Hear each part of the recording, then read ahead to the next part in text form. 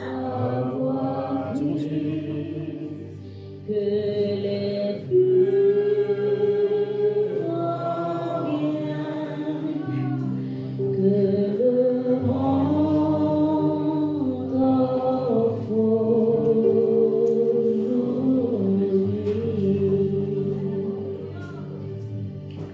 Alléluia. Acclamons le Seigneur car il en est digne. Gloire à toi, Jésus. Gloire à ton Saint.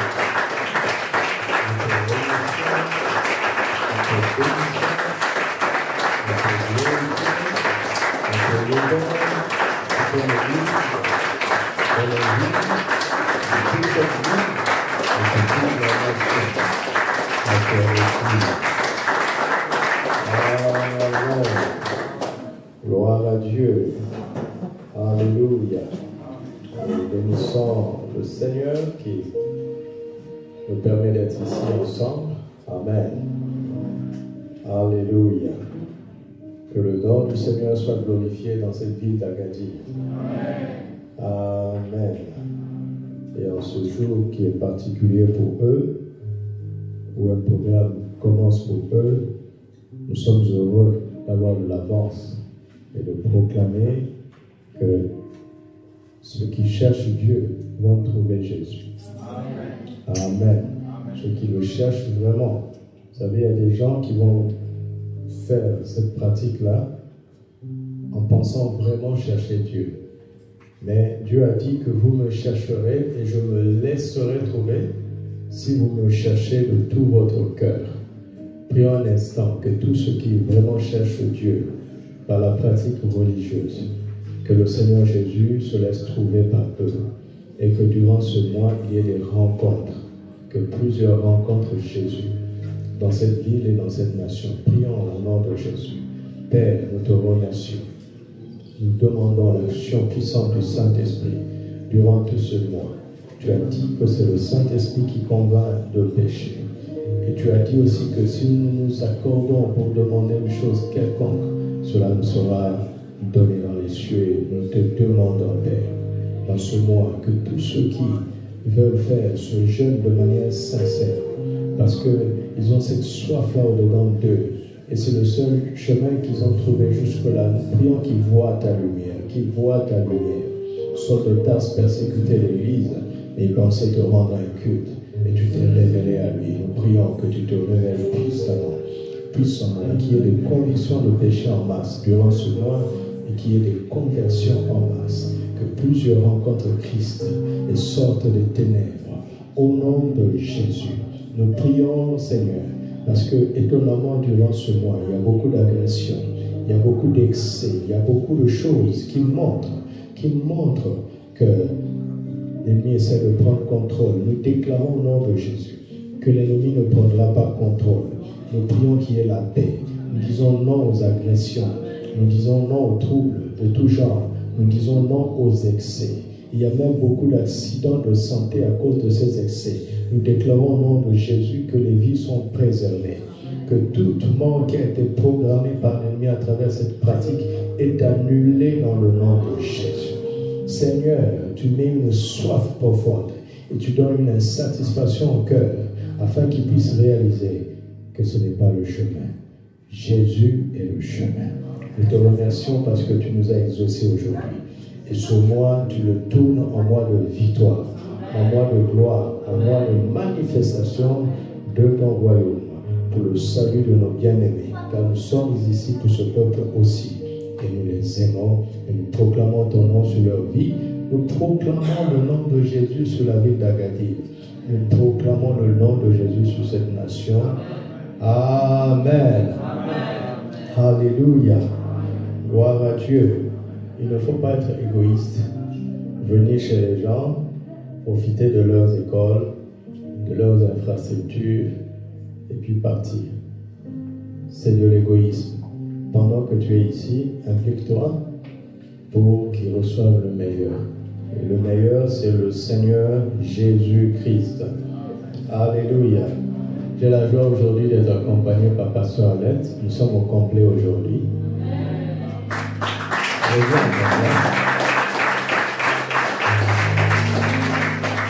Et ma chère maman aussi est là. Voilà. Et puis le frère Azaf est à côté. Nous sommes au complet. Nous rendons grâce à Dieu. Alléluia. Nous avons déclaré que sous l'autorité du Seigneur, à travers notre papa Karambéry, que le mois de mars est le mois où le chrétien, la nouvelle création vit par la foi. C'est le mois de la nouvelle création vit par la foi. Amen. C'est le mois de la nouvelle création vit par la foi. Lisons deux textes. Commençons dans Romains, chapitre 1. Nous lisons les versets 16 et 17. Romains, chapitre 1, versets 16 et 17. Car je n'ai pas honte, lisons ensemble. Car je n'ai pas honte de l'évangile. C'est une puissance de Dieu pour le salut de quiconque croit. Du juif premièrement, puis du grec. Parce qu'en lui est révélée la justice de Dieu par la foi et pour la foi, selon qu'il est écrit, le juste vivra par la foi. Amen. Le juste vivra par la foi. Le juste vivra par la foi. Et cette justice, nous la recevons, n'est-ce pas, en croyant au Seigneur Jésus-Christ. 2 Corinthiens 5, 17 dit que si quelqu'un est en Christ, il est une nouvelle créature. Les choses anciennes sont passées, voici toutes choses sont devenues nouvelles. Et le verset 21 dit que celui qui n'a point connu le péché, il l'a fait devenir pour nous péché, afin que nous devenions en lui, c'est-à-dire en Christ, justice de Dieu. Amen. La justice de Dieu donc s'acquiert par la foi en Jésus. Une fois que nous avons cru en Jésus, nous sommes nés de nouveau, nous sommes devenus une nouvelle créature. Ça, nous en avons abondamment parlé durant le mois précédent. À partir de ce moment, nous sommes justes. Il y a un style de vie que Dieu le Père attend de nous, ses enfants. Le juste vit par la foi. Amen. Le juste vit par la foi. Le juste vit par la foi. Et le juste, c'est la nouvelle création, qui est justifié par la foi en Christ. Et il est appelé à vivre par la foi. Appelé à vivre par la foi. C'est quoi la foi? Hébreux 11, verset 1. Le jeudi, je vais entrer un peu plus en profondeur. Hébreux 11, verset 1 dit « Or, la foi est une ferme assurance des choses qu'on espère, et la même foi est une démonstration de celles qu'on ne voit pas. » Amen. Donc, là où il n'y a pas d'espérance, il n'y a pas de foi. Quand on a la foi, on espère quelque chose. On s'attend à quelque chose, forcément. Forcément. Tu es venu, par exemple, au culte ce matin, tu t'attends à quoi? La différence qui va montrer que tu es venu au culte par la foi ou bien par la tradition se trouve dans l'espérance. Qu'est-ce que tu t'attends aujourd'hui? Si tu ne t'attends à rien, tu es venu par tradition. Là où il y a la foi, il y a l'espérance. On attend quelque chose. Et la foi ne commence pas lorsqu'on attend quelque chose, lorsqu'on espère quelque chose. Mais lorsqu'on a une ferme assurance des choses qu'on espère, on sait que ce à quoi on s'attend, on est fermement convaincu que Dieu va le faire. C'est ça la foi. Et quand on persévère dans cette ferme assurance des choses qu'on espère, on finit par le démontrer. Amen. Et donc ces choses invisibles finissent par devenir visibles. Alléluia. Alléluia. Vous me suivez? Par exemple, nous avons ici nos bien-aimés, le couple Osso, qui a espéré vivement qu'il y ait une église dans cette ville. Pendant des années, anciennement, parfois m'appelait, dit pasteur, je pense que c'est le moment. Mais l'église ne se décide pas par un homme. Et quand nous avons senti ensemble que c'était le moment, nous avons essayé. Ça n'a pas été facile.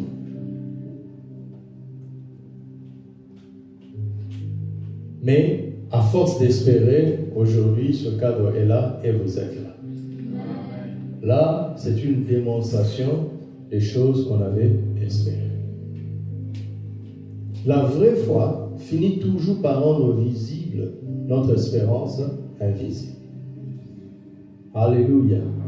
Donc ça, c'est la définition de la foi. Maintenant, quelle est la source de la foi?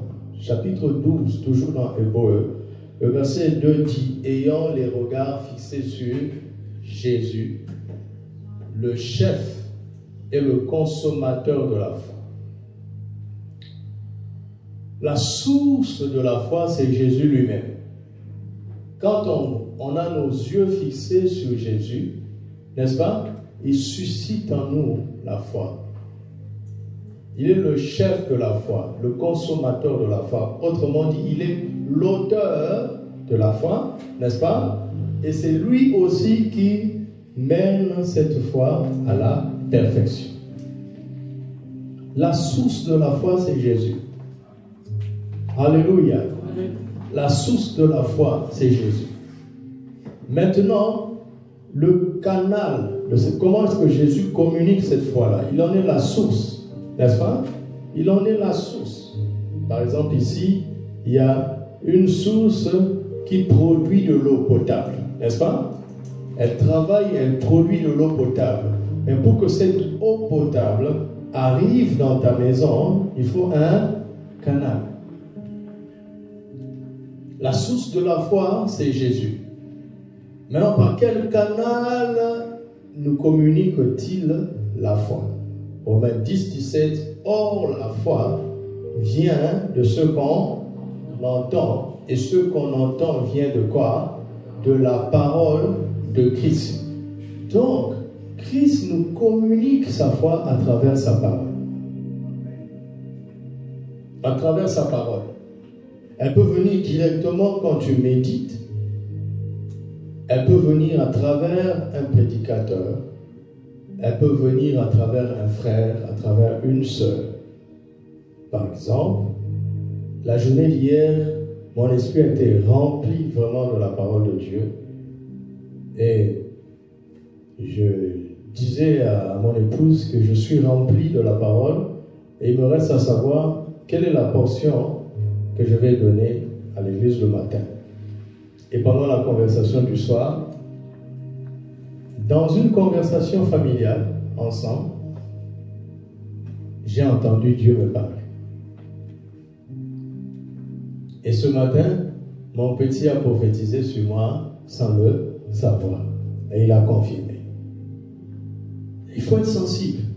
Christ peut parler à tout moment. Vous m'entendez? Et durant ce mois, il faut être vraiment attentif. Attentif. Parce qu'il peut parler à tout moment. Il veut nous communiquer la foi. Pourquoi? Parce que si tu n'as pas la foi, alors que tu es juste, tu n'as pas ce qu'il faut pour vivre. N'est-ce pas? La nouvelle création vit par quoi? Par la foi. Donc si tu as l'argent et que tu n'as pas la foi, tu n'as pas ce qu'il faut pour vivre.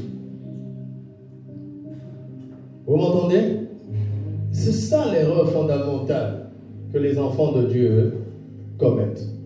Mais si tu as la foi, tu auras ce qu'il faut pour vivre. S'il faut de l'argent, par la foi, tu auras l'argent. Vous m'entendez? S'il faut de bons contacts, par la foi, tu auras de bons contacts. S'il faut de bonnes idées, par la foi, tu auras de bonnes idées. Notre matière première pour vivre, c'est la foi. Alléluia. Donc chaque matin, je dois me dire, j'ai besoin de ma subsistance du jour. Et elle vient de la foi. Et cette foi dépend de Christ quand il me parle. Quand il me parle. Si je n'ai pas la parole, regardez ici, laissez les gens entrer et regardez ici. Si je n'ai pas la parole de Christ, je n'ai pas la foi. Et si je n'ai pas la foi, je n'ai pas ce qu'il faut pour vivre la vie du juste. Pourquoi les gens corrompent? Parce qu'ils sont coincés quelque part à un moment donné, n'est-ce pas? Ils corrompent, ou bien ils trichent, ou bien ils volent. Mais ça, ce n'est pas une vie du juste. C'est injuste, n'est-ce pas? Oui ou non? Oui. C'est injuste. Un enfant de Dieu ne doit pas vivre comme ça. Mais qu'est-ce qui fait que les enfants de Dieu, souvent me dit pasteur, je sais que c'est mal, mais je n'avais plus de choix. Pourquoi tu n'avais pas de choix? Il dit, mais je n'avais pas ce qu'il faut. Et moi je dis, pourquoi tu n'as pas ce qu'il faut? Parce qu'il faut détourner les gens du matériel vers l'élément de vie que Dieu nous a donné. Et l'élément de vie du juste, c'est quoi? C'est quoi? C'est la foi. C'est la foi. Si tu as la foi, tu auras toujours ce qu'il faut pour vivre. Si tu n'as pas la foi, tu n'auras pas ce qu'il faut pour vivre. Quand bien même tu aurais beaucoup d'autres choses, mais tu n'auras pas ce qu'il faut pour la vie du juste. Maintenant, après plus de 35 ans, où je crois en la foi, où je vis par la foi, je peux le dire maintenant avec assurance. Je peux le dire avec assurance. Si tu es un enfant de Dieu et que tu n'as pas compris que ce qui te fera vivre, c'est la foi, tu ne seras pas un bon chrétien. C'est pas possible. Si tu te bats pour toutes les choses qui font vivre les hommes, même si tu les as, tu verras que ça ne suffit pas. Pourquoi? Parce que tu es juste. Tu es juste. Ne vous laissez pas impressionner par l'apparence. Vous ne savez pas quel compromis il y a derrière. Parfois, ça va jusqu'au sacrifice humain. Vous imaginez quelqu'un qui sait que sa fortune repose sur le sang de quelqu'un. Il est à jamais malheureux. Que vous le sachiez ou pas, sa conscience est chargée. Un jour, un monsieur est venu demander la délivrance. Je lui ai dit, monsieur, qu'est-ce qui ne va pas? Il dit, tout dans ma maison me parle. Il ne peut pas dormir dans sa maison, il dort dehors. Il dit, la télévision lui parle, les meubles lui parlent, parce que c'est le sang des gens. Au point qu'il ne dort pas. Pour qu'il dorme, il faut qu'il aille dehors. Chaque objet lui parle. Il a failli devenir fou.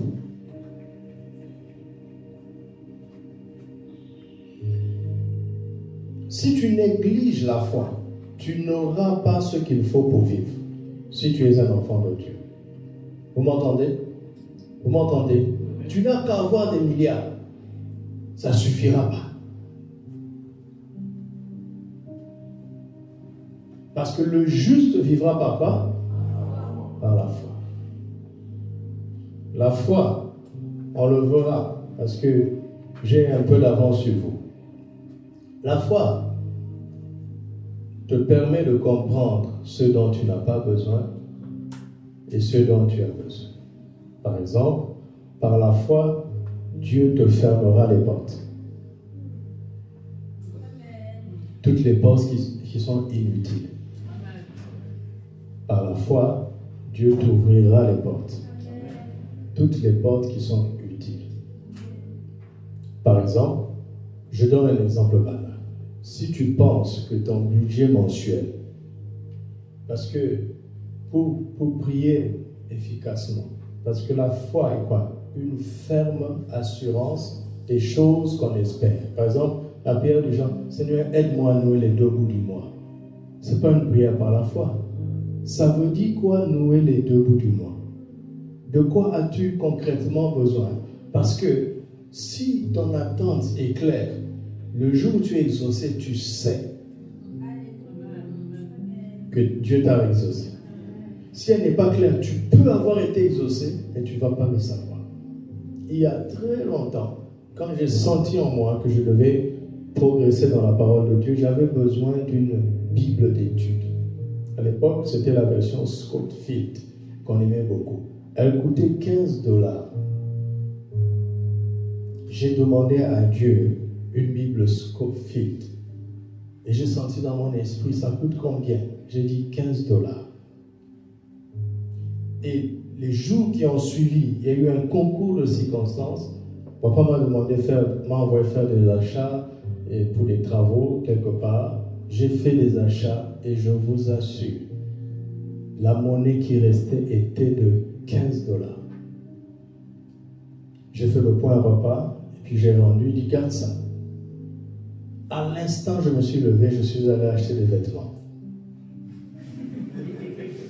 Parce que je convoitais certaines tenues. Quand je suis revenu à la maison, le soir, j'étais rempli de tristesse. Parce que j'ai compris que j'avais demandé $15 pour une Bible. Dieu me les a donnés et j'ai acheté des vêtements. Vous savez ce que j'ai fait? Je me suis repenti et j'ai pris ces vêtements-là. J'ai offert à quelqu'un.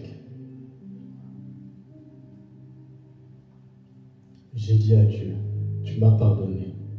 Fais-moi grâce. Redonne-moi les $15 pour la Bible.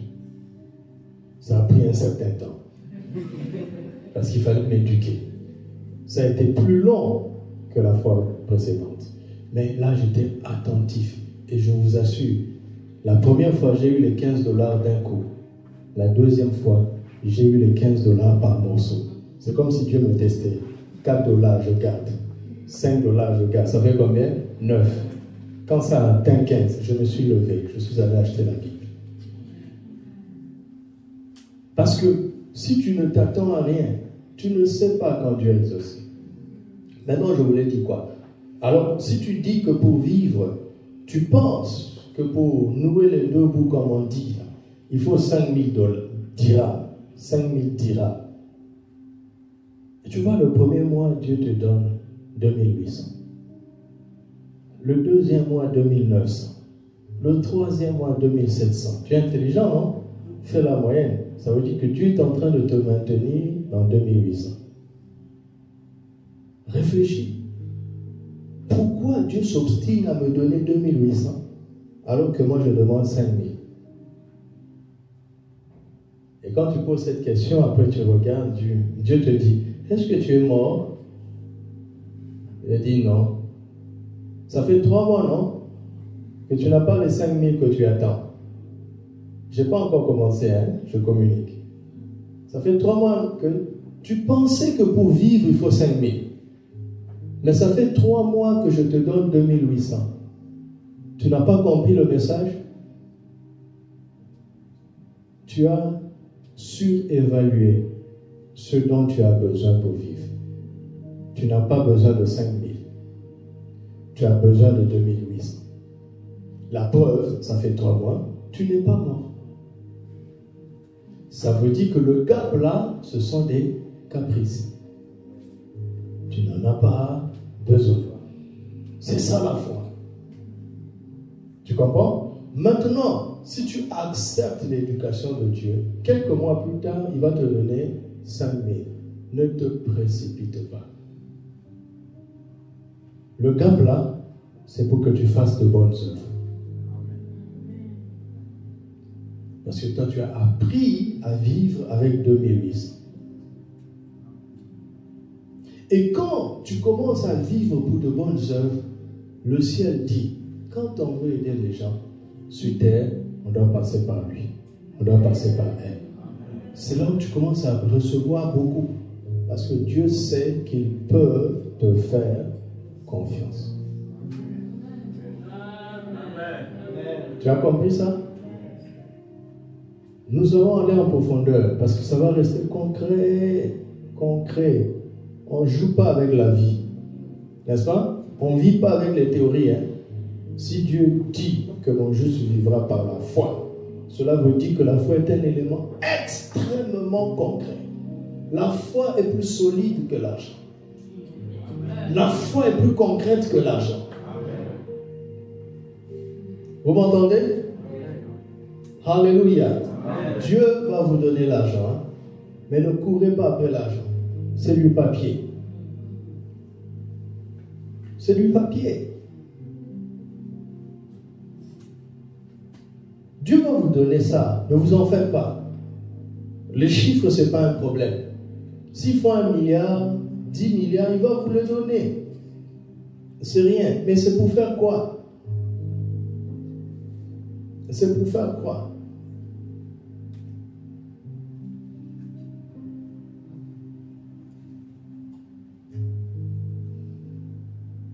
Là où nous sommes là, il y a des mois où Dieu nous visite beaucoup. Il y a des mois où c'est différent. Ça ne change rien. Je n'attends pas l'argent pour faire des projets. Je n'attends pas l'argent pour faire des programmes. Tu deviendras fou et tu feras n'importe quoi. La toute première chose, quand tu as un surplus, ne fais rien avec. Reste d'abord le même. Tu comprends? Mais si tu avais déjà des projets, quand le surplus vient, tu sais à quoi ça va servir.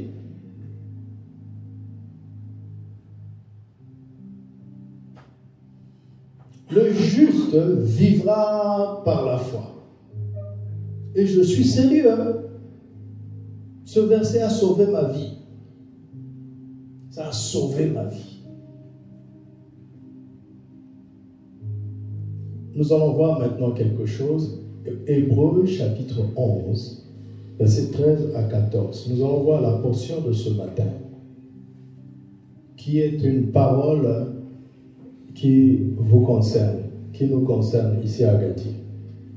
Le jeudi, je parle sur le plan national et peut-être un petit peu sur le plan international. Mais ça, là, c'est un message de circonstance. C'est un message local. Dieu m'a envoyé vous parler. Et il a confirmé ça. Tu es assis ici parce que tu en as besoin. Tu comprends? Je suis venu te parler directement, personnellement. Hébreux 11, 13 à 14. C'est dans la foi. Dans. Ce n'est plus par. Vous m'entendez? Vous voyez la différence, non? Tu vis par la foi, mais ici, il ne parle plus de par. C'est dans. Il dit, c'est dans la foi qu'ils sont tous morts. Oh, par la foi on vit, dans la foi on meurt. C'est pas intéressant, hein? Mais dis amen quand même. Parce que c'est la parole de Dieu. Et tu vas comprendre. C'est dans la foi qu'ils sont tous morts, sans avoir obtenu les choses promises. Quoi?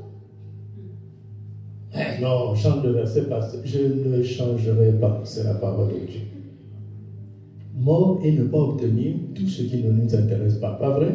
Ça t'intéresse de mourir? Ça t'intéresse de ne pas obtenir? Non, le frère est sincère. Merci frère. Moi aussi, ça ne m'intéresse pas.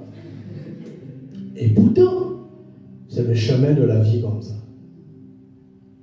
C'est dans papa, dans la foi, qu'ils sont tous morts sans avoir obtenu les choses promises. Ça dit, Dieu avait vraiment promis. Mais, ils les ont vus et salués de loin. C'est puissant. Reconnaissant qu'ils étaient quoi?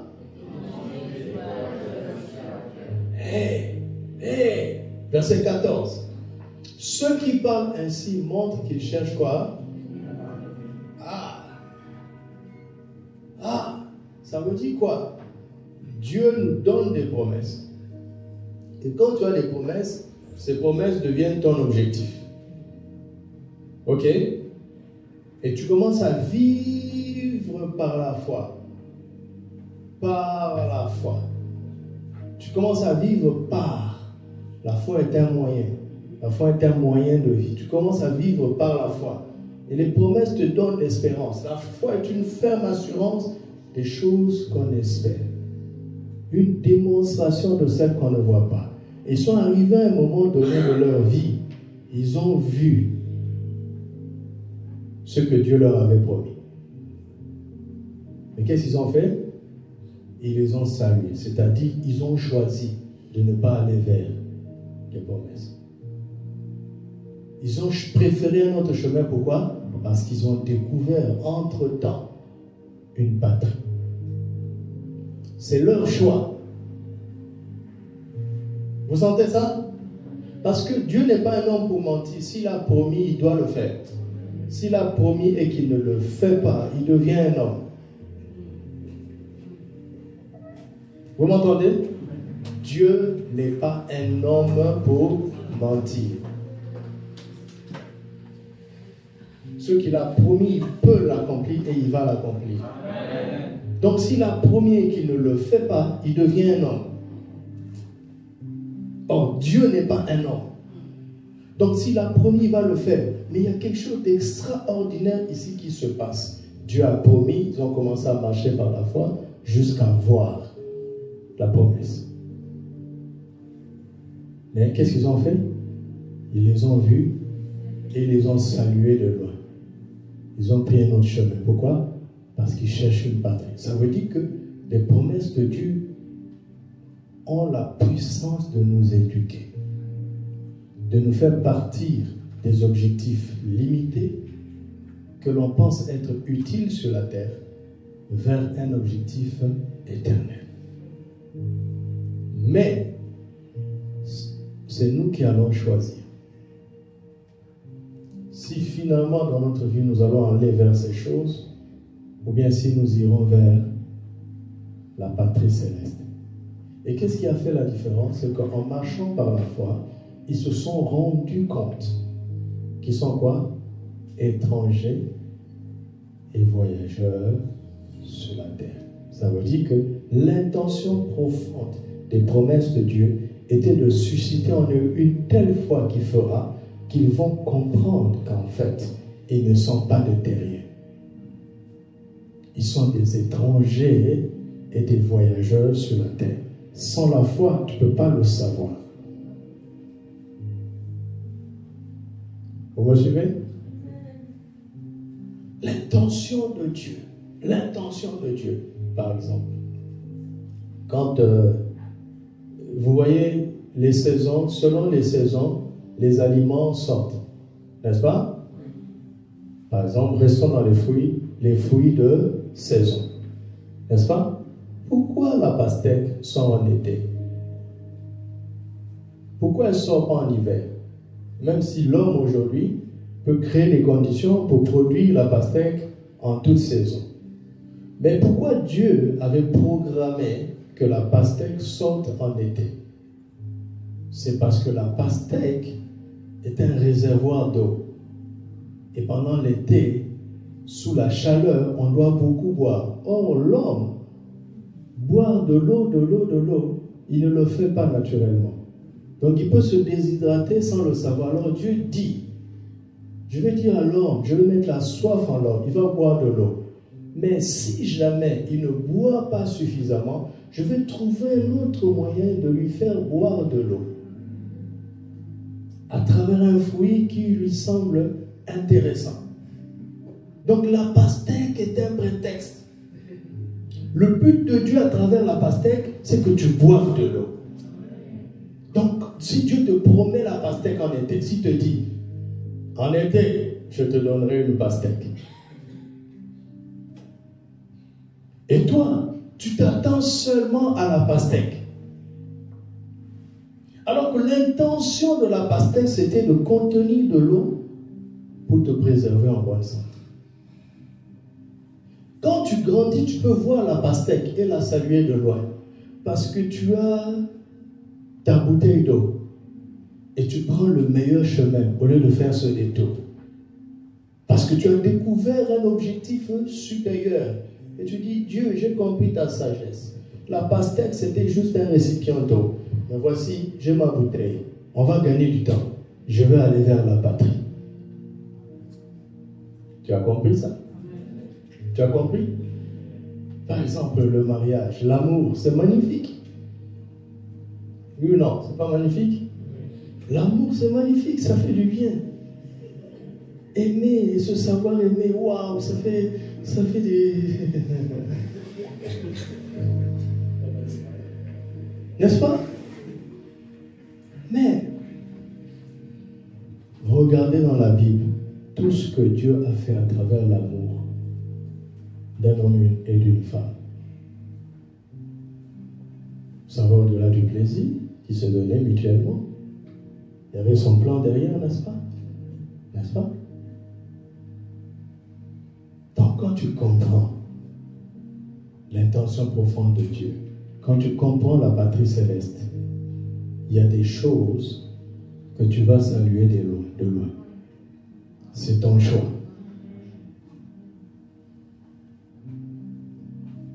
Vous m'entendez? Maintenant, l'envers, si tu ne comprends pas que tu es étranger, voyageur sur la terre, tu vas vivre pour ces promesses terrestres. Et Satan attend ça. Il attend ce mauvais choix parce qu'il a semé des pièges. Derrière tous ceux qui n'ont pas compris qu'ils sont étrangers et voyageurs sur la terre. Un étranger sur la terre, c'est une personne qui sait que la terre, ce n'est pas chez lui. Tu comprends? Par exemple, si tu te sens étranger au Maroc, tu sais que le Maroc n'est pas chez toi. Donc tu ne fais pas de projet indéfini ici. Parce que tant que tu te regardes comme étranger, le Maroc est un temps de passage. N'est-ce pas? Parce que tu dis, le Maroc n'est pas chez moi. Dieu élargit ça. Il dit, la terre, ce n'est pas chez nous. Sans la foi, tu ne peux pas le savoir. Maintenant, un voyageur sur la terre sait que la terre est une étape le ramenant chez lui. Alléluia. La terre est une étape. La terre n'est pas chez nous. Et nous sommes voyageurs sur la terre parce que nous avons compris que notre vie sur la terre est une étape pour nous ramener chez nous. La terre n'est pas chez nous. Nous sommes étrangers sur la terre. Nous sommes voyageurs sur la terre. Ça veut dire que notre vie terrestre est une étape pour nous ramener chez nous. Si on voyage mal, on ne retournera pas chez nous. Si on voyage bien, on retournera chez nous. Alléluia. C'est pourquoi mon thème est celui-ci. Naître, vivre et mourir dans la foi. Voici le projet de la vie du juste. Naître, vivre et mourir dans la foi. Si je vous posais une question simple, c'est quoi la vie? Je veux quelques réponses. C'est quoi la vie? Qui veut répondre? Il y a des vivants ici. Vous êtes vivants. C'est quoi la vie?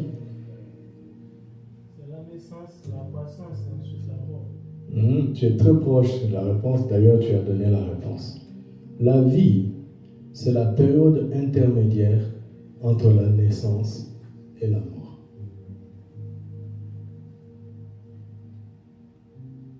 C'est une période intermédiaire. Pour vivre, il faut naître. Et si tu es né, tu mourras. Parce que tout ce qui commence finira un jour. Seul Dieu est éternel parce qu'il n'a ni commencement. C'est pourquoi il n'a pas de fin.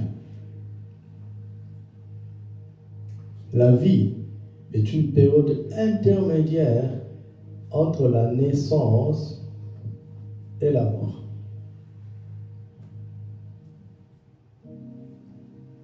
Maintenant, pour mourir dans la foi, parce que c'est ce que le texte nous dit, n'est-ce pas?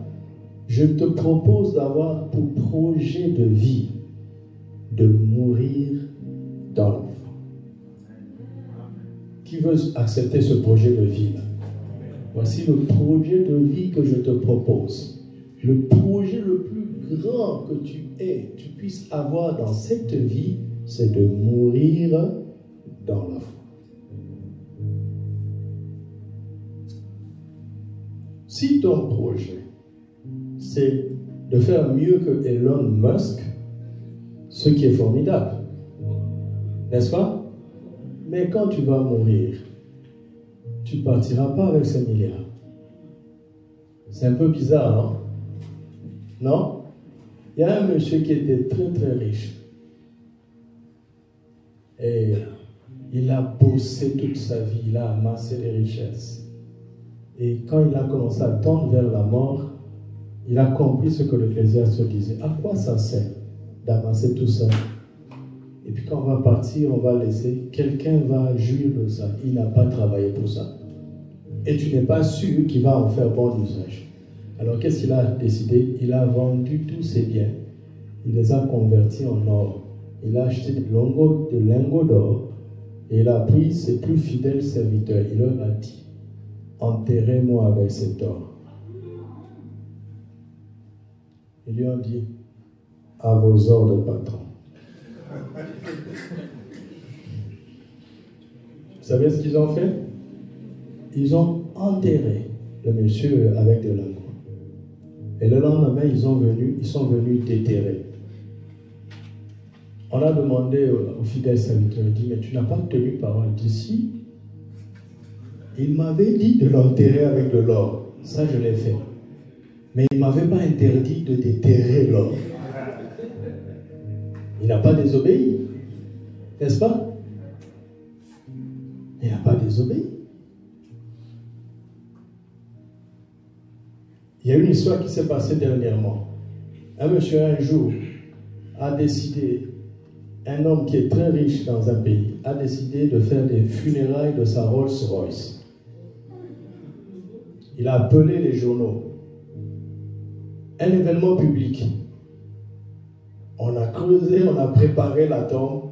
Il a emmené sa Rolls-Royce. Tout le monde a commencé à l'insulter. C'est quoi ça? Blablabla. Bla, bla, bla. Il dit, je voulais juste que vous réagissiez. Vous avez vu que ça ne sert à rien.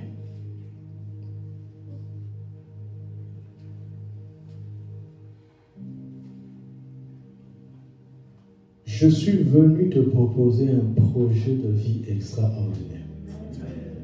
C'est de mourir dans la foi. Ne cours pas le risque de mourir en dehors de la foi. Parce que la mort, tous nous mourrons si Jésus tarde à venir.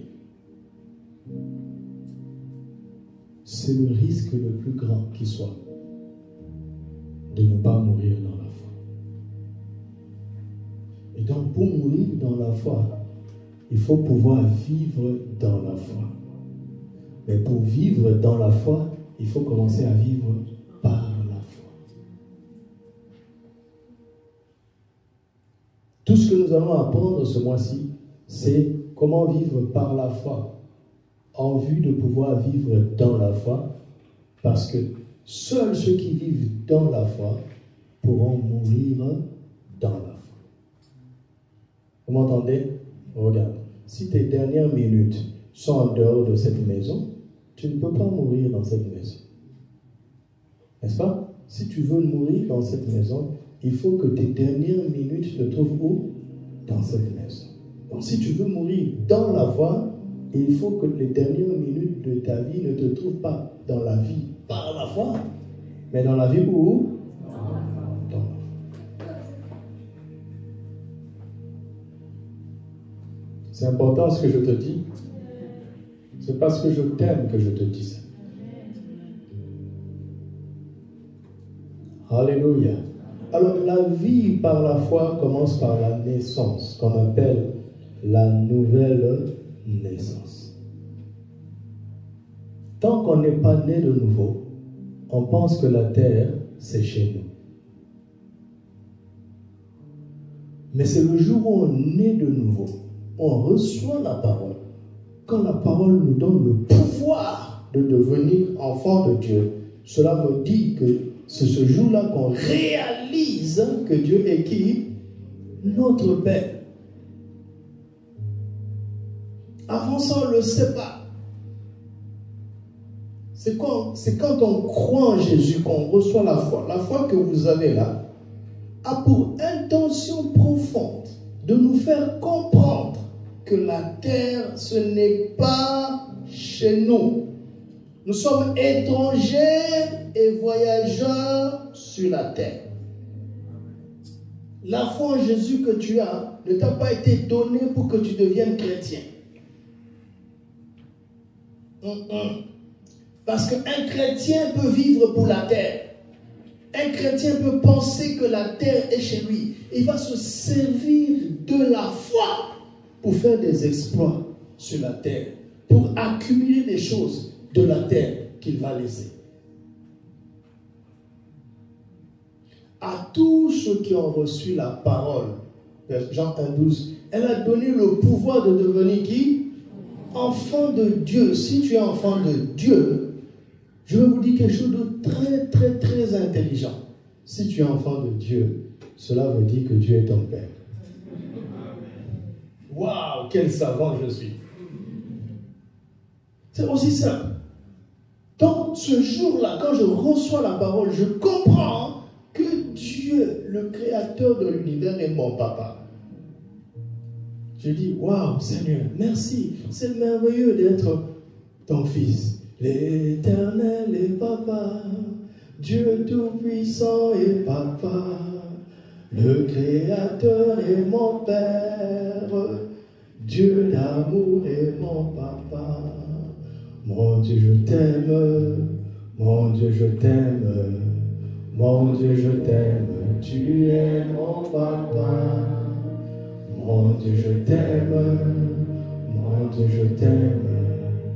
Mon Dieu, je t'aime. Tu es mon papa.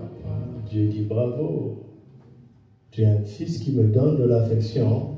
Je suis content. Mais je ne serai jamais débiteur de personne. Tu m'as donné, je veux te rendre.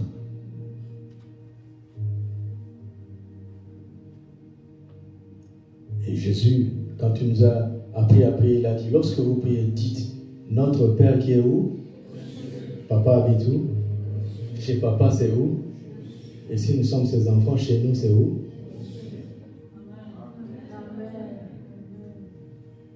Et tu commences à prendre un bon dégoût des choses de la terre. D'ailleurs, tu vois que ça ne te satisfait pas. Pourquoi? Parce qu'il a mis dans nos cœurs, quoi? La pensée de quoi? De l'éternité. Ecclésiaste 3:11. Il a mis dans le cœur de l'homme, dans l'esprit de l'homme, l'éternité sous forme de pensée, sous forme d'aspiration profonde. Ton aspiration profonde au-dedans de toi est portée vers l'éternité. Dans le cœur de l'homme, tout homme sur la terre a cette aspiration à l'éternité.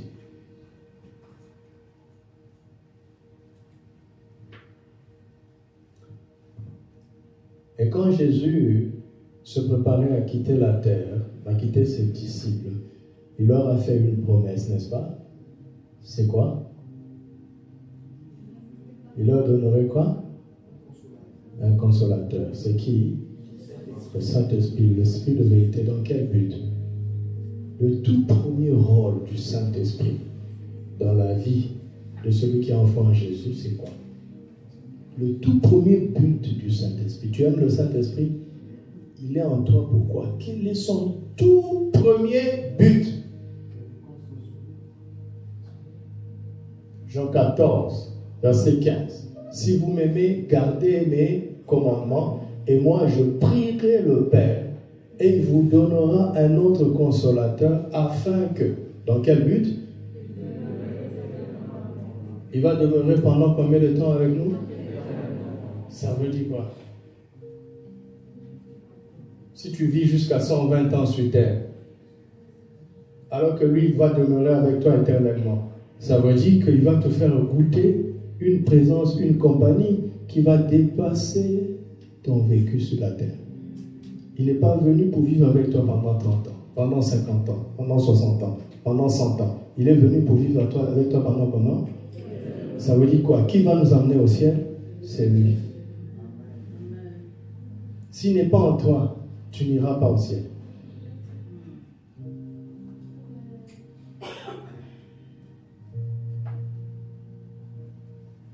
Le Saint-Esprit, Ésaïe 11, 2, le décrit comme l'esprit de sagesse, d'intelligence, l'esprit de conseil, l'esprit de force, l'esprit de connaissance et de crainte de l'Éternel. Oui, mais je suis allé trop vite. Il est d'abord l'esprit de l'Éternel. Tant qu'il n'a pas réussi à te faire donner pour objectif l'éternité, il ne te donne pas sa sagesse. Il ne te donne pas son intelligence. Il ne te donne pas ses conseils. Il ne te donne pas sa force. Parce que à quoi ça sert de te donner toute l'onction du monde si tu finis en enfer? Ça sert à quoi? De te donner toute la sagesse du monde, toute l'intelligence du monde si tu finis en enfer. Quand même. Donc il veut d'abord valider l'éternité dans la vie de chacun.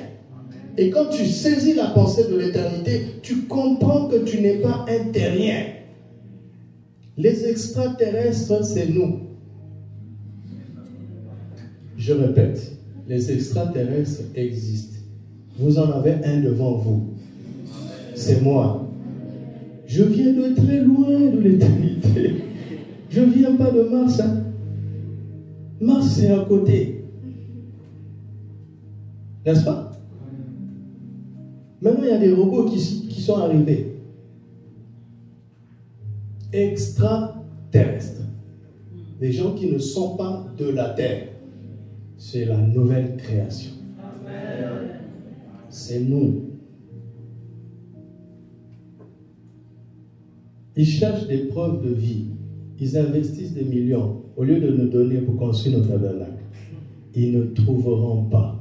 Parce que la Bible nous montre que Dieu a mis la vie sur la terre. Je vous promets, ils ne trouveront pas. Les vies astrales, ils vont les trouver. Les lunes, les soleils. Vous savez, il y a plusieurs lunes maintenant. Il y a plusieurs soleils. Il y a plusieurs étoiles. Il y a plusieurs systèmes. Il y a plusieurs galaxies. Ça, au moins, ils ont trouvé. Parce que c'est écrit. Mais la vie, elle n'est que sur la terre. Si croyant la Bible, ils n'investiraient pas de l'argent pour chercher à contredire Dieu. Mais les extraterrestres sont sur la terre. C'est nous. Tous ceux qui sont nés de nouveau et qui savent, ils sont étrangers et voyageurs sur la terre. C'est des humains comme toi et moi, des hommes normaux, mais qui ont en eux l'Esprit de Dieu. Vous m'entendez? Si vous donnez l'intelligence d'un homme à un chien, il va dominer sur tous les chiens, n'est-ce pas? Vous le laissez chien, mais vous lui donnez le cerveau humain dans un corps de chien. N'est-ce pas qu'il va impressionner tous les chiens? C'est ça que Dieu a fait. Il nous a laissés humains et nous a donné l'Esprit de Dieu dans un corps humain. Tu as l'Esprit de Dieu dans un corps humain.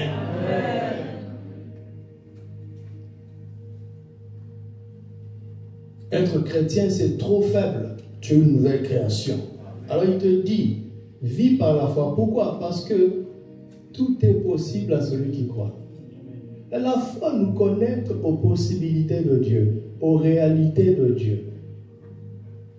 Quand ton cerveau dit que ce n'est pas possible, ce n'est pas grave. D'accord avec mon cerveau, mais la foi, là j'entre maintenant dans la foi. La foi est dans le cœur. C'est en croyant du cœur qu'on parvient à la justice. La foi est dans le cœur. Le cerveau peut te dire que c'est impossible, mais le cœur n'accepte pas ça. Le cœur dit dans la foi, tout est possible à celui qui croit. Et si tu persévères là, ta vie va commencer à devenir extraordinaire. Quand on dit extraordinaire, ça ne veut pas dire forcément des choses très très grandes. Ça veut dire que tu vas commencer à faire des choses que tu n'aurais pas pu faire ordinairement. Ça commence là-bas. Avant, tu ne dépassais jamais 10 de moyenne. Par la foi, tu commences à avoir 12. Même les profs t'appellent et disent, qu'est-ce qui se passe avec toi? C'est la foi. La foi commence à rendre possible ce qui était impossible. Et on grandit dedans. C'est petit à petit. Il ne faut pas commencer par chercher à ressusciter des morts. guéris d'abord le mot de tête qui est à côté de toi. Comment tu vas avoir l'assurance pour ressusciter un mort si tu n'oses pas imposer les mains à un malade? Et les chrétiens prétendent avoir la foi. Non, non. Si tu es fidèle en peu de choses, je te confierai quoi? Beaucoup. Vous savez comment? Est-ce que vous savez que même Jésus a exercé sa foi? Vous savez pas ça? Quand Dieu a dit, celui-ci est mon fils bien-aimé, en qui j'ai mis mon affection, le Saint-Esprit l'a pris, il l'a envoyé dans le désert. Ça, c'est ce que Matthieu et Marc et Luc disent. Mais Marc est le seul à dire quelque chose qui passe rapidement. Il était dans le désert avec qui? Les bêtes sauvages. Marc 1,12, je pense, trouve ça. Il a exercé sa foi. Au commencement, dans le jardin, le lion était là ou il n'était pas là? Dans le jardin d'Éden. Le loup était là ou il n'était pas là? Le chacal était là ou il n'était pas là? Maintenant, Jésus va dans le désert, il y a des animaux sauvages. Il va exercer sa foi. Il va vivre comme un fils de Dieu. Aucun animal sauvage ne lui a fait du mal.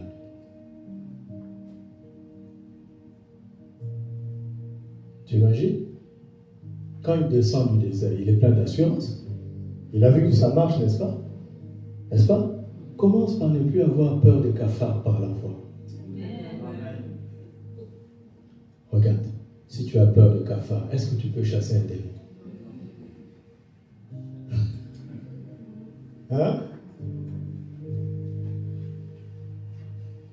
Si tu as peur de cafards, la peur est en toi. Un jour, un démon va faire oh non, mais Jésus! Oh! Tu fouilles. Hier, on était avec Razan, il y avait un chien qui dit je suis le chef du chien, je suis le chef, je suis le chef. Quand le chat s'est réveillé, le petit a couru, il est venu là-bas. Je lui ai dit, mais tu as dit que tu étais le chef, non? Il dit oui, je suis le chef, je suis le chef. Mais le chef ne recule pas. Commence dans les petites choses de ta vie. Les petites peurs. Tu m'entends? Et tu commences à grandir. Quelqu'un a un mot de tête à côté de toi. Est-ce qu'on peut prier? Et vous priez, et puis la personne te dit, ah, c'est bizarre, hein? Je ne sens plus. Tu es encouragé. Tu comprends? Sinon, tu ne résisteras pas à un plus grand défi. Vous me suivez? La foi est un sujet pratique. C'est ma vie. Donc, j'en parle avec passion. Sans extravagance. Je sais reconnaître quelqu'un qui prêche la foi sans vivre la foi. C'est facile à voir. Ils ont des beaux discours. Attendez-les juste à la fin du culte. Ils vont se débrouiller pour vivre. La foi te donne la confiance. Il n'y en a pas encore, je reste calme. Ça ne restera pas toujours comme ça. Mais si tu vois quelqu'un commencer à se débrouiller, ne le dénigre pas. Mais ça veut dire que profondément, il n'avait pas la foi. Donc Dieu laisse ses échecs pour qu'il réalise qu'il pensait avoir la foi, mais il n'en a pas. Mais ce n'est pas un reproche. C'est toujours bien de comprendre là où on en est, n'est-ce pas? Pour savoir comment progresser. Dieu nous aime d'un amour extraordinaire. Il ne nous rejette pas. Mais il veut qu'on comprenne pour qu'on n'ait pas d'illusion, qu'on ne se fasse pas d'illusion. Tu m'entends? J'étais en train de vous dire, nous sommes voyageurs sur la terre. Ce voyage commence par la nouvelle naissance. C'est à l'instant de la nouvelle naissance que tu découvres que tu es étranger sur la terre. Si tu prétends être en Christ et que tu es toujours attaché à la terre, je me pose la question si tu es né de nouveau. Je me pose la question. Parce que, affiche Psaume 139, verset 13. Posons les Écritures, cela va beaucoup nous aider. Regardez ce que David a découvert. C'est toi qui as formé mes reins et qui m'as tissé dans le sein de ma mère. Il parle de l'embryon qu'il est. Donc son corps, n'est-ce pas? Il parle de son corps. Quand il a été fécondé et qu'il est devenu un embryon, il dit c'est Dieu qui a fait ça. Ok? Quand mon corps a commencé à se constituer dans le sein de ma mère, c'est Dieu qui a fait ça. Et il continue, il dit, je te loue de ce que je suis une créature si merveilleuse. Pourquoi il dit ça? Pourquoi il dit ça? Tes œuvres sont admirables et mon âme le reconnaît bien. Mon corps n'était point caché devant toi. Lorsque j'ai été fait dans un lieu secret, tissé dans les profondeurs de ma mère, hein? Tissé où? On a changé de dimension. On n'est plus dans les entrailles de sa maman. On est dans les profondeurs de la terre. Verset 16. Quand je n'étais qu'une masse, comment?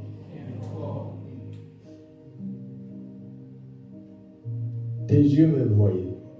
Vous savez ce que c'est qu'une masse informe?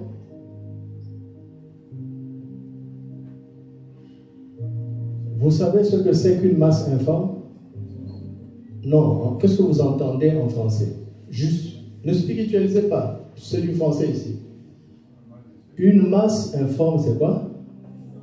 Une masse qui n'a pas de forme. Tu peux voir quelque chose qui n'a pas de forme? Même une cellule a une forme. Tout ce qui n'a pas de forme ne peut pas être vu. Parce que voir veut dire quoi? C'est cerner les contours d'abord. Vous m'entendez? Comment Dieu fait pour voir quelque chose qui n'a pas de forme et voir une masse? Il parle de notre esprit. Ah ouais!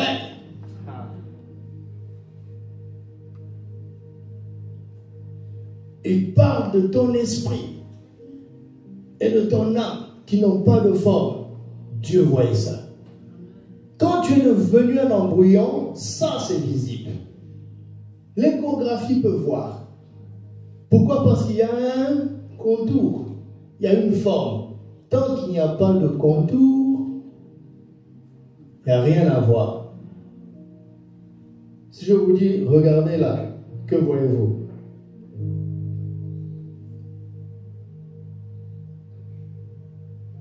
Si je dis regardez la caméra, vous la voyez.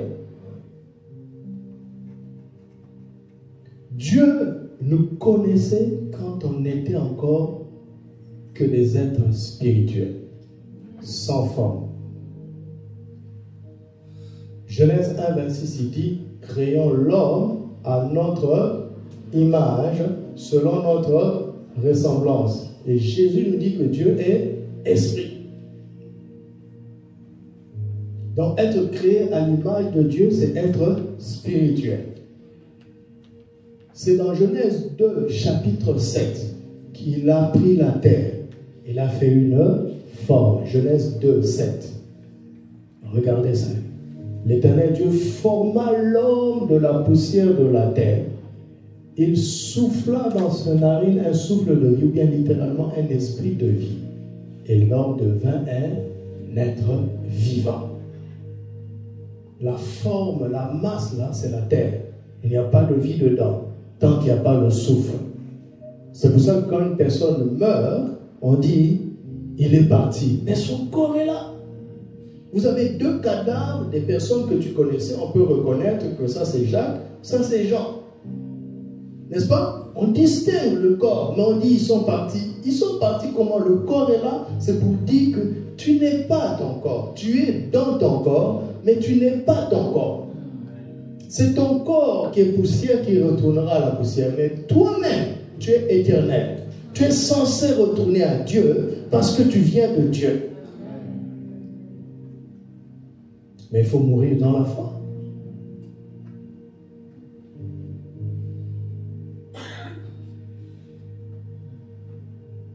Un humain qui ne meurt pas dans la foi, il est égaré éternellement. Il rate sa destination. Et il ne retourne pas à Dieu. C'est ça qu'on appelle l'enfer. Ça doit nous faire trembler.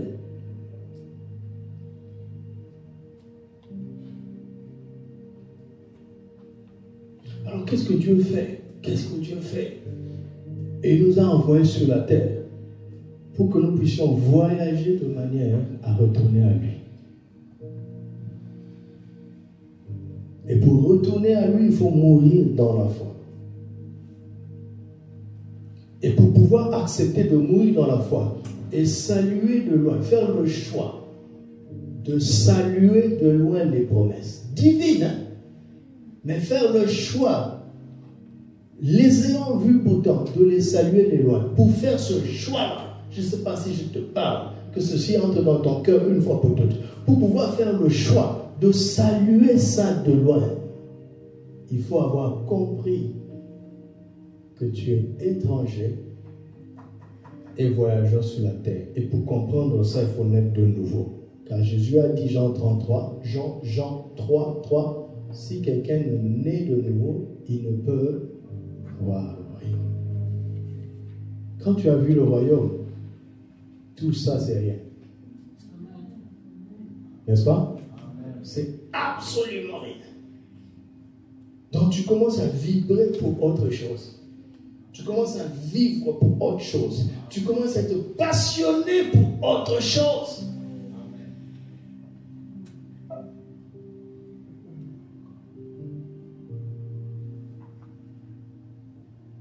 Vous êtes ici à Gati, c'est ce qu'il m'a dit ce matin. Je lui disais encore ce matin, je lui dis, Seigneur, aide-moi à mieux expliquer ça. Il dit, tu es où? Je dis, je suis à Gati. Il dit, va leur dire ceci. Vous savez, supposons que tu sois naturellement, nous sommes étrangers, n'est-ce pas, au Maroc. N'est-ce pas? Tous ici, naturellement, pour le moment, nous sommes étrangers au Maroc, naturellement. Chez toi, naturellement, c'est ton pays d'origine, n'est-ce pas? Le jour où tu comprends que tu n'es qu'étranger au Maroc, tu sais que ton séjour ici est limité. Tu as donc un but. Quand tu auras atteint ce but, tu vas rentrer chez toi, n'est-ce pas? Supposons que ce but, c'est les études. Je suis venu pour 5 ans. Quand je vais avoir mon diplôme, je vais retourner chez moi. Pendant les 5 ans, tu vis de manière à ne pas trop investir ici. Ou à ne pas trop t'investir ici parce que finalement, tu sais que tu vas partir.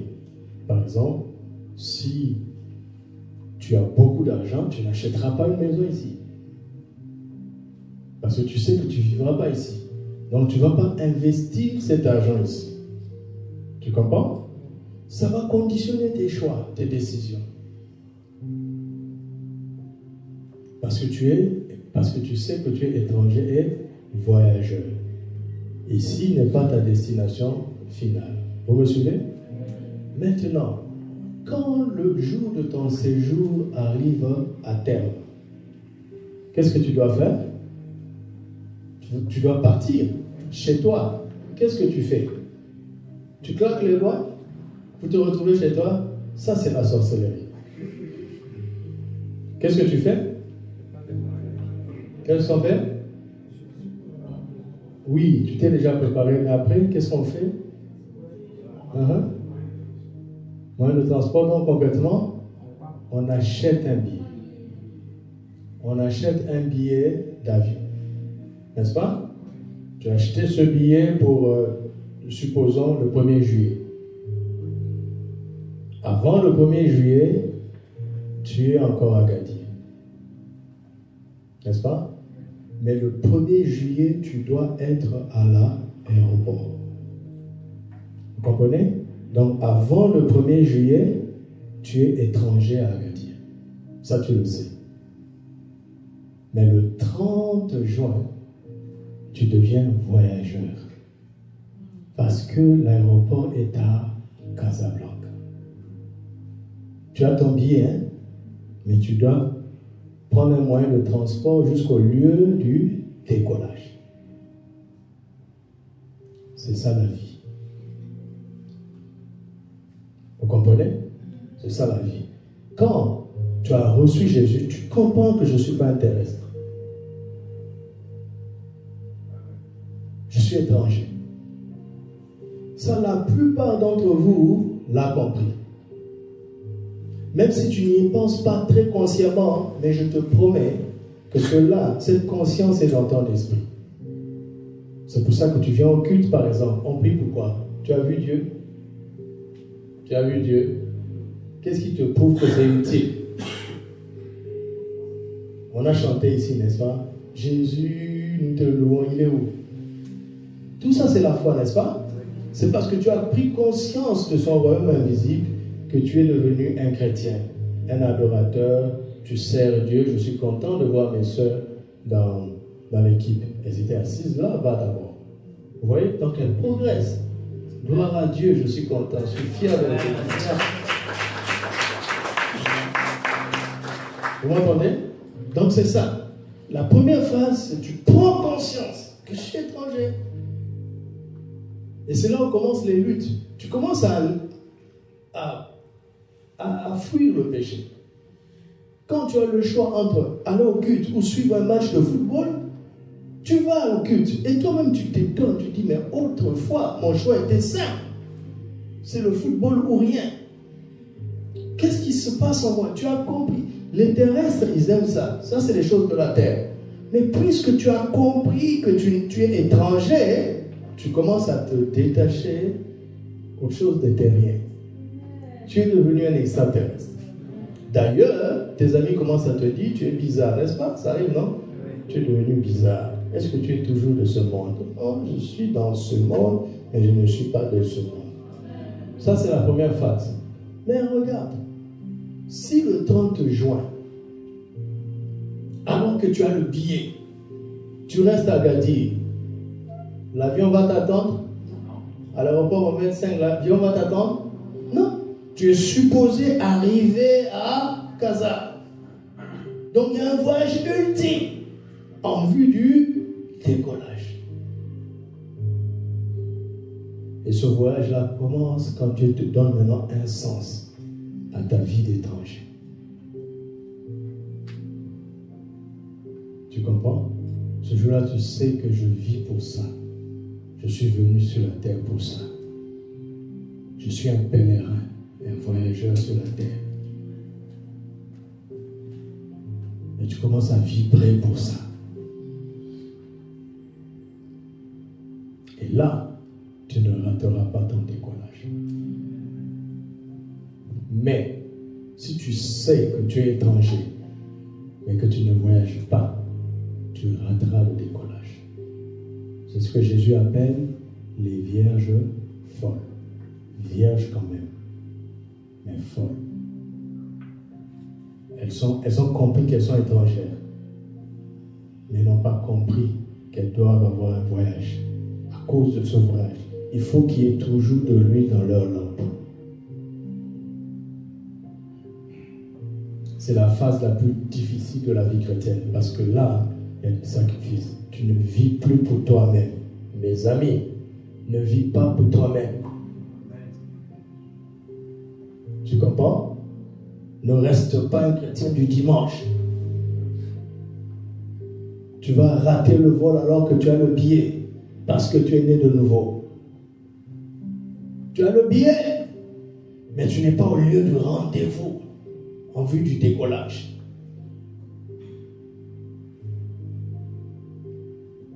Tu m'entends?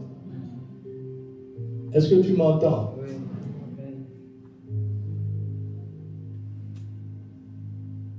Je vais entrer en profondeur dans ces choses. C'est une ébauche. Regardez, je termine, je conclue. Tout voyage est fait d'un début et d'une fin. C'est-à-dire, on arrive. N'est-ce pas? Décollage, atterrissage. Le décollage, c'est le début du voyage. L'atterrissage, c'est la fin du voyage. Entre les deux, il y a la qualité du voyage.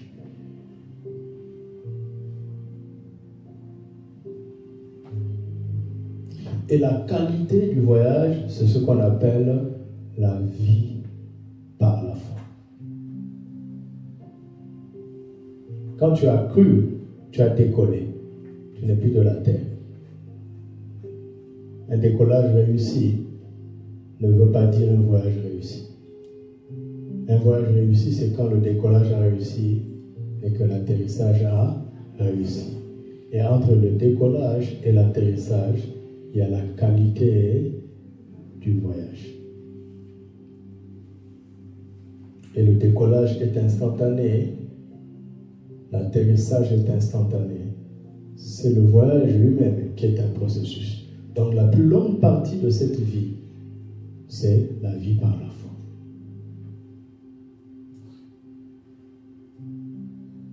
C'est là où on met le paquet. Vous m'entendez? Vous m'entendez?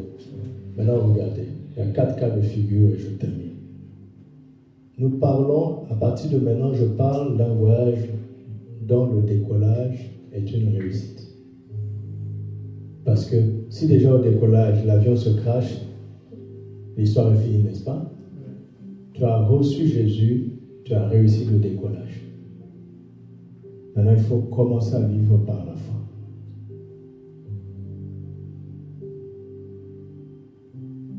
Si une personne a fait un mauvais vol, il y a eu beaucoup de turbulences, mais ils ont atterri quand même. Il a réussi, non? Mais si quelqu'un a fait un bon vol sans turbulence, il y a eu un crash, ils ont échoué. N'est-ce pas? Alors qu'est-ce que tu préfères?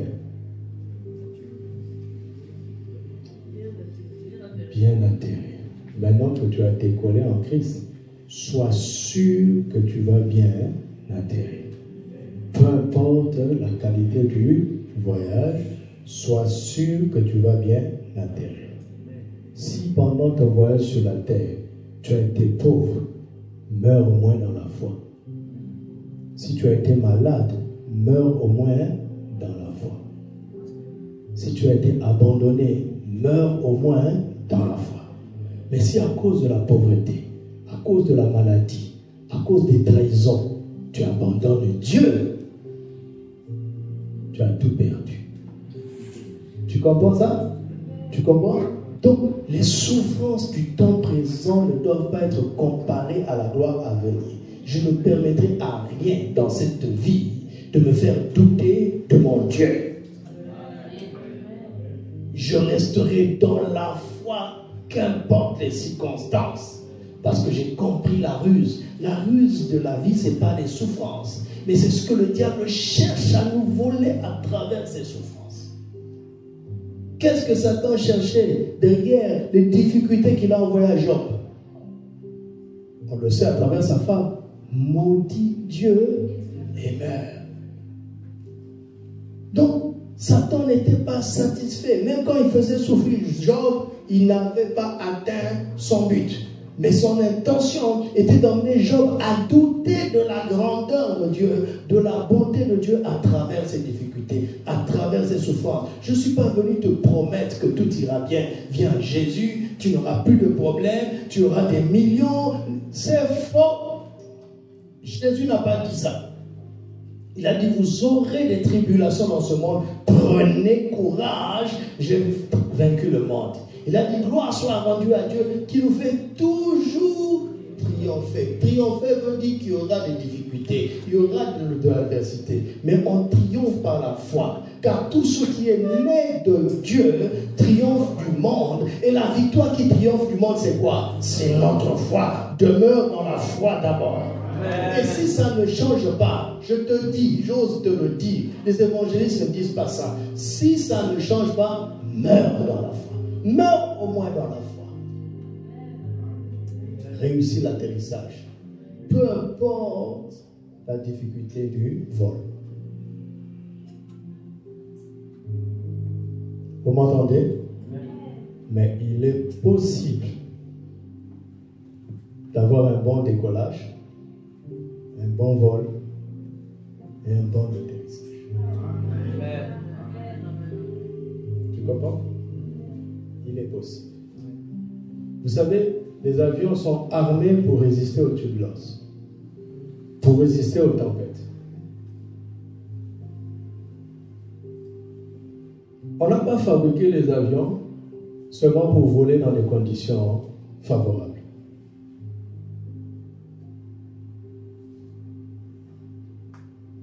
Si vous saviez le froid qu'il fait en haut, la pression qu'il y a en haut, est-ce qu'on le ressent dans l'avion? L'avion prend, encaisse ça à notre place. Christ a encaissé ça à notre place. Il s'est fait pécher pour que nous soyons en justice. Il s'est fait pauvre pour que par sa pauvreté nous soyons enrichis. Par ses meurtrissures, nous sommes guéris. Il dit, sois seulement en Christ. Sois en Christ. Reste dans l'avion appelé Christ. Il va encaisser les chocs à ta place. Mais il y aura des moments où même l'avion va faire bou bou bou bou bou bou. Mais prends courage. J'ai vaincu le monde. Nous allons atterrir. Fais-moi confiance. Tu m'entends? Mais quand il y a des secousses, quel est notre réflexe? Est-ce qu'on abandonne la foi? Est-ce qu'on se laisse séduire? Est-ce qu'on cède aux appâts du monde? Est-ce qu'on cède aux tentations d'injustice, de corruption? C'est ça le problème. Ne sors pas de l'avion en pleine turbulence. Tu vas te désintégrer. Et au ciel, on ne va pas te retrouver. Tu m'as entendu? Tout ce que je dis là, c'est plein de versets bibliques. Mais je dis, je souhaite être systématique dans la lecture des versets bibliques. Et vous avez compris la pensée? Alléluia. Amen. Tu es né de nouveau, tu as réussi le décollage. Amen. Maintenant, c'est la vie par la foi qui va te faire réussir le voyage. Et la vie dans la foi va te faire réussir l'atterrissage parce que tu mourras dans la foi. Et c'est ce que je souhaite pour chacun d'entre nous. Je prie pour mourir dans la foi. Je prie pour que tu meurs dans la foi. Alléluia. Pour cela, il faut réussir l'entraînement de la vie par la foi, parce que c'est la vie par la foi qui va t'aider à vivre dans la foi, dans la foi, dans la foi, dans la foi, dans la foi, dans la foi. Alléluia. Nous avons 3 points donc pour lesquels nous allons répondre à la parole de Dieu. Simplement ce matin. Si tu n'es pas né de nouveau, et 2 autres sujets de prière, tu ne peux pas y entrer. Tu ne peux pas y entrer. Si tu n'es pas né de nouveau, tu n'as même pas décollé. Tu n'atterriras jamais.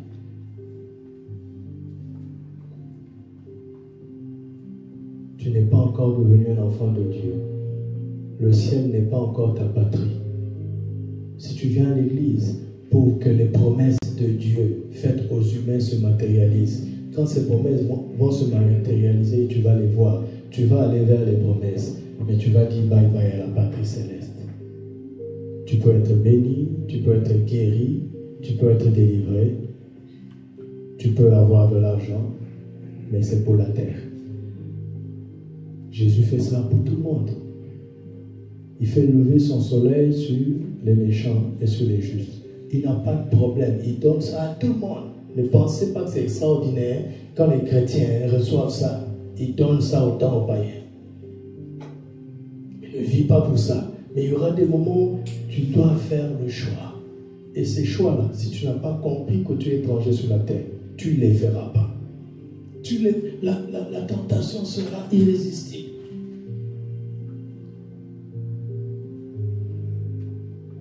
Donc la première chose, parce qu'en réalité on n'a que 2 sujets de prière qu'on va prier ensemble.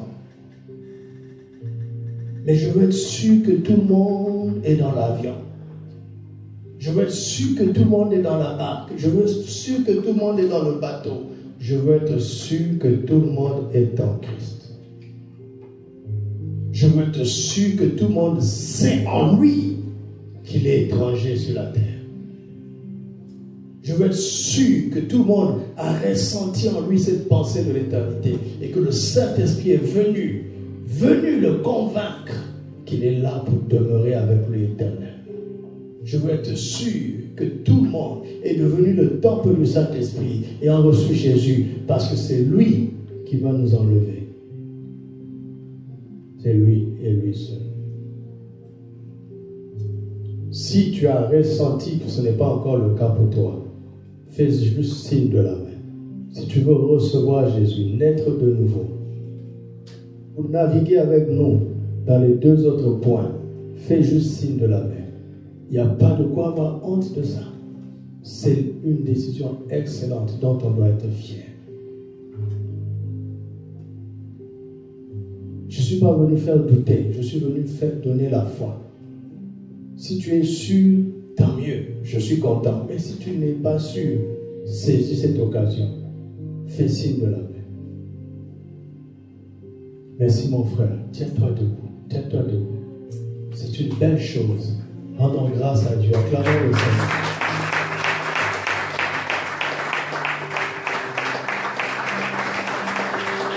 Est-ce qu'il y a quelqu'un qui va embarquer avec nous? Est-ce qu'il y a quelqu'un d'autre? Est-ce qu'il y a quelqu'un d'autre? Ne laisse pas la terre t'attacher à elle.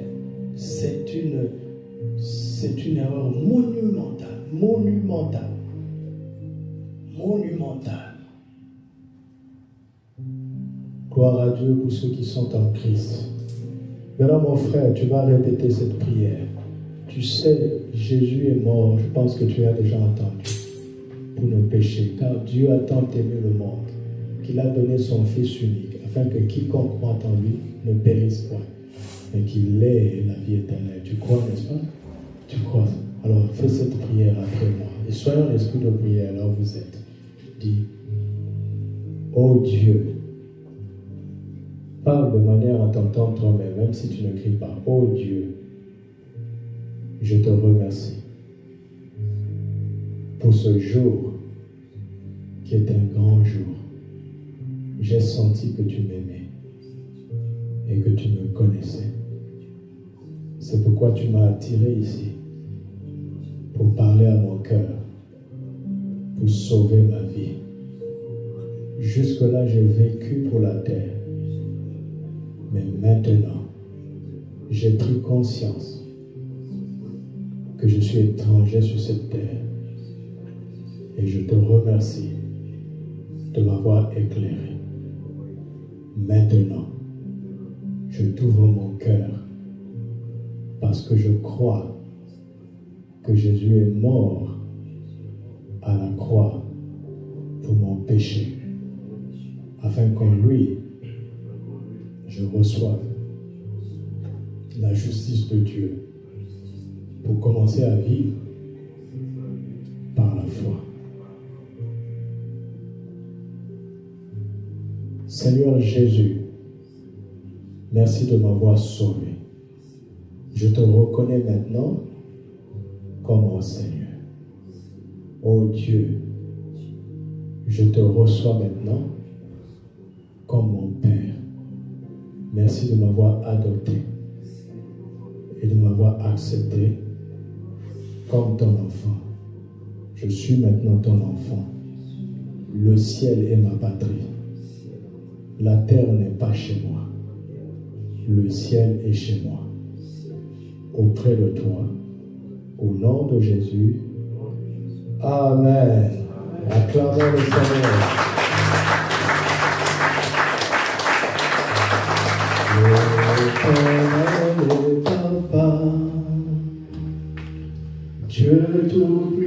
Tout-Puissant et Papa, le Créateur et mon Père, Dieu d'amour et mon Papa, l'Éternel et Papa, Dieu Tout-Puissant et Papa, le Créateur et mon Père, Dieu d'amour et mon Papa. Mon Dieu, je t'aime, mon Dieu, je t'aime, mon Dieu, je t'aime, tu es mon Papa. Mon Dieu, je t'aime, mon Dieu, je t'aime, mon Dieu, je t'aime, tu es mon Papa. Mon Dieu, je t'aime, mon Dieu, je t'aime, mon Dieu, je t'aime, tu es mon Papa. Mon Dieu, je t'aime, mon Dieu, je t'aime, mon Dieu, je t'aime, tu es mon Papa. Amen. Alléluia. Gloire à Dieu. Maintenant, tous ensemble, en tant qu'enfants de Dieu, tous ensemble, nous allons prier. Je veux que tu pries de tout ton cœur et demande à Dieu, ton Père, de t'aider, de t'apprendre à vivre concrètement par la foi. Et que durant ce mois, tu veux apprendre à vivre par la foi. Apprendre la vie du juste qui se fait par la foi. Prie maintenant au nom de Jésus. Père, je te remercie pour ce mois spécial où tu veux nous apprendre comment on doit vivre. Nous, que tu as justifiés par la foi en Jésus-Christ, apprends-nous la vie par la foi. Que la foi ne soit plus une théorie pour nous, mais que la foi soit une pratique, un style de vie, un vécu de tous les jours. Dans les situations de ma vie, dans les situations quotidiennes de nos vies, apprends-nous à vivre par la foi. Parle à Dieu, dis-lui, apprends-nous. Nous ne savons pas très bien encore vivre par la foi. Nous sommes venus pour apprendre. Et ce mois-ci, Père, que ta parole nous transforme, qu'elle nous forme dans cette vie par la foi. Que la vie par la foi devienne une réalité pour mon frère, pour ma soeur, la vie par la foi. Apprends-moi à te faire confiance. Dis à Dieu de t'apprendre à te faire confiance dans les plus petites choses, dans les moindres détails de ta vie, à lui faire confiance chaque jour, qui t'apprenne à lui faire confiance. Parle à Dieu. Papa, apprends-nous à te faire confiance. Apprends-nous à te faire confiance dans les petites choses, dans notre routine de tous les jours, dans notre vie quotidienne. Apprends-nous à te faire confiance, pas seulement dans les grandes choses, mais aussi dans les petites choses. Apprends-nous à te faire confiance. Tu vas dire à Jésus de t'apprendre à reconnaître sa voix. Car nous avons vu que la foi vient de ce qu'on entend, et ce qu'on entend vient de la parole de Christ. Demande à Jésus de t'apprendre à reconnaître sa voix. Alléluia. Prie pour cela. Seigneur, apprends-nous à reconnaître ta voix. Car c'est le seul moyen d'avoir la foi. C'est le seul moyen d'avoir la foi véritable. Apprends-nous à reconnaître ta voix, à reconnaître ta voix, à reconnaître ta voix. Pour avoir la foi, à reconnaître ta voix, à reconnaître ta voix, à reconnaître ta voix, au nom de Christ Jésus, au nom de Christ Jésus. Et nous avons vu que la source, la foi est suscitée en nous lorsque nous avons les regards fixés sur Jésus. Comment est-ce qu'on peut regarder Jésus aujourd'hui? C'est à travers les Écritures. C'est à travers les Écritures, bien-aimés. Alors tu vas prier, tu vas dire, Seigneur, aide-moi à plonger chaque jour mes regards dans ta parole et à voir Christ dans la Bible, à voir Christ dans la Bible, à l'observer, à le contempler, à l'imiter et à l'écouter. Prie pour cela au nom de Jésus. Seigneur, aide-nous, ouvre nos yeux, aide-nous à te contempler, à contempler ta parole. Que la Bible soit ouverte chaque jour, et que nous plongions nos regards dans les Saintes Écritures, car la foi n'est pas une idée vague. Elle vient de ce que nous constatons de ta part à travers la parole, jusqu'à ce qu'elle nous parle, jusqu'à ce que nous entendions ta voix. Oh Père, que notre vie avec la Bible, avec ta parole, Seigneur, s'affermisse de manière significative durant ce mois, dans le nom de Christ Jésus. Dans le nom de Christ Jésus. Dans le nom de Christ Jésus. Alléluia. Alléluia. Alléluia. Nous allons faire un dernier sujet de prière et je ne veux pas que tu aies peur de cela. Nous allons prier les uns pour les autres. On va se tenir la main 2 à 2. 2 à 2, nous allons prier les uns pour les autres. Tu ne vas pas prier pour toi-même.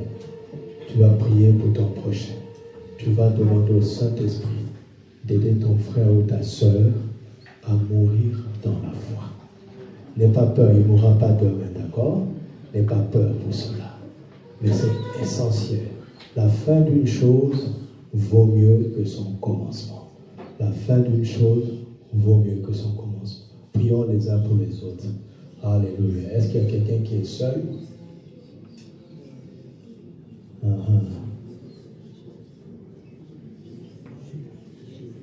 Ceux qui sont 3, l'une vient avec moi. Comme ça, quelqu'un va prier pour moi aussi. Oui, et ma soeur reste là. Voilà, donc, vous êtes à 3, c'est bien.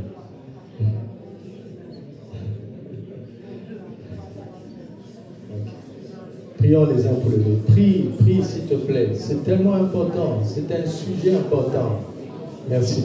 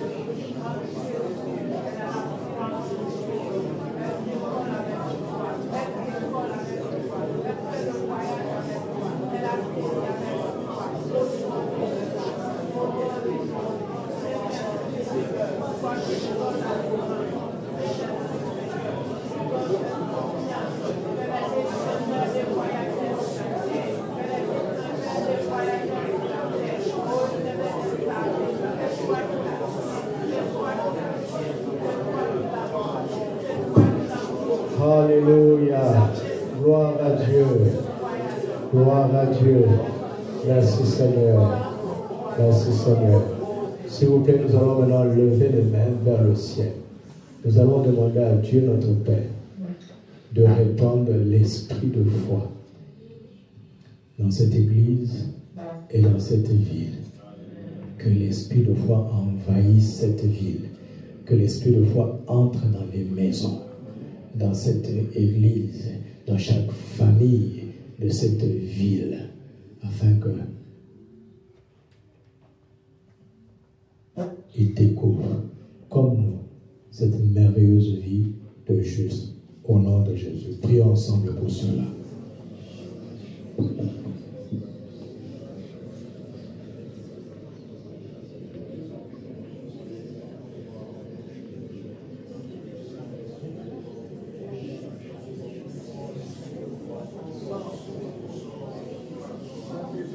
L'esprit de foi, tu es l'esprit de foi. Descends sur cette ville, remplis cette ville, entre dans les maisons, entre dans les familles, entre dans les cœurs, remplis l'église. Esprit de foi, nous t'appelons, agis de manière significative sur cette ville et sur cette nation au nom de Jésus. Au nom de Jésus. Au nom de Jésus. Amen. Jésus a dit, Voici les miracles qui accompagneront ceux qui auront cru en son nom. Père, maintenant, parce que ton peuple a répondu avec foi, je demande que les miracles les accompagnent. Amen. Miracles dans tout genre. Amen. Miracles dans tous les domaines. Amen. Que les miracles nous accompagnent. Amen. Que le surnaturel divin vienne se manifester dans cette église. Amen. Se manifester dans chacune de nos vies. Amen. Au nom de Jésus. Amen.